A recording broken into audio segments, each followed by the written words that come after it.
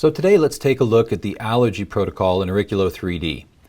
When you look, you can see that there are a number of points. Some of them are in a solid color, like these blue dots or the green triangles. Some of them are in white, and then we have an area here in pink. The solid colors are primary points, meaning they're points that you would normally expect to treat in this protocol.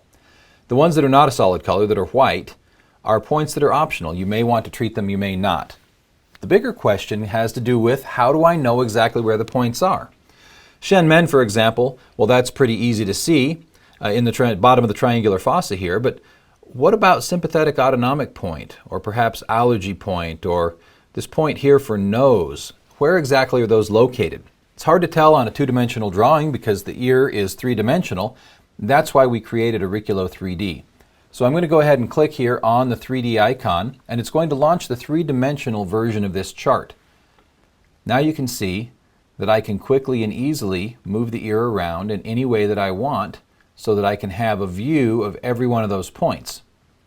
Let's go ahead and start with sympathetic autonomic point, located right up here. We'll just rotate the ear around, go ahead and zoom in a little bit, and you can see sympathetic autonomic point is located right here underneath the anterior part of the helix. And from the front, you would never see that. But with 3D, that's quite easy to see. For a little more of a challenge, let's come down here to this nose point. You can see that inner nose is located right here.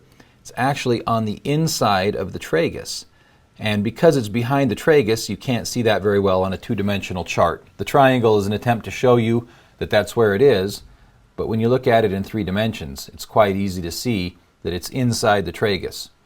Some of the other points then to look at, we'll come down here to allergy point, and you can see that allergy point, up here at the apex of the ear, you have one that is under the superior helix and then one that's on the top of the superior helix, and they're both located right next to this point, which is called apex of the ear.